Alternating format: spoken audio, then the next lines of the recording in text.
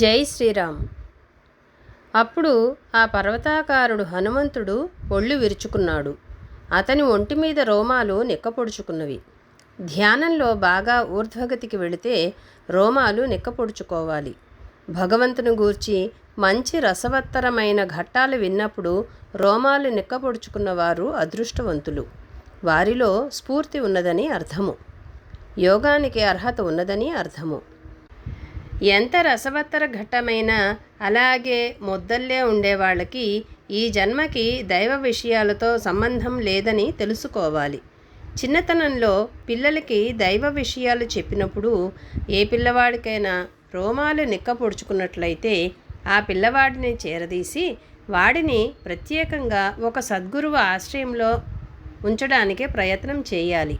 భక్తితత్వం లేనివారికి అన్నీ ఒక్కటే అంటే వాడికి తైత్తిరీయోపనిషత్తు, ఏబిసిడీల పుస్తకము ఒకలాగే కనిపిస్తాయి. వాడి మటుకు రెండూ పుస్తకాలే, రెండూ అక్షరాలే. వాడికి అంతకన్నా ఏమీ జరగదు. ఎందుకంటే వాడికి లోపల స్ఫూర్తి లేదు. రోమాలు బాగా నిక్కపొడుచుకోవడం అనేది తనలో దైవ సాన్నిధ్యం పరిపూర్ణంగా ఏర్పడితే జరుగుతుంది. మనకి బాగా మనస్సు కరిగిన సందర్భంలో, బాగా దైవ ప్రార్థన చేసే సమయంలో, మనకి దైవం బాగా స్పర్శ ఇచ్చినప్పుడు మనకి రోమాలు ఆ విధంగా నిక్కపొడుచుకుంటాయి, లేకపోతే పడుకుని ఉంటాయి.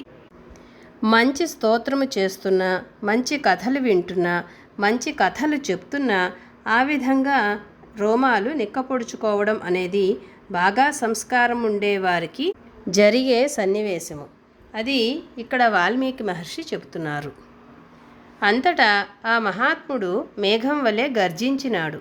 విశుద్ధి బాగా స్వామిత్వం పొందిన వారి గొంతు బాగా ఖంగుమని మోగుతుంటుంది, గర్జన వలె ఉంటుంది. గరుత్మంతుడు పామును విదిలించినట్లు హనుమంతుడు దట్టంగా పెరిగిన వెంట్రుకలతో చుట్టుకొని ఉన్న తన తోకను విదిలించినాడు.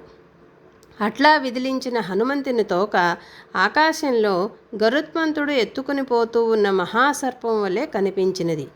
అంతటా హనుమంతుడు ఎగిరిపోతలచి ఇనుప గుదియల వంటి తన బాహువులను ముందుకు పారచాచి బిగపెట్టినాడు. నడుమును కుంచించినాడు.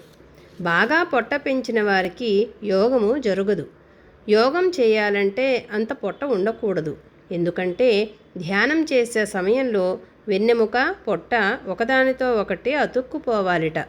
క్రియాయోగంలో బాగా సిద్ధి పొందిన వారి పొట్టలు తమలపాకు వలె అతుక్కుపోతాయి. యోగాభ్యాసం చేసేవారందరికీ కూడా ఆ విధంగా అతుక్కుపోతాయి. దాన్ని ఓఢ్యాణ బంధము అంటారు. అసలు కూర్చోలేని వారికి అది వీలు పడదు. జై శ్రీరామ్.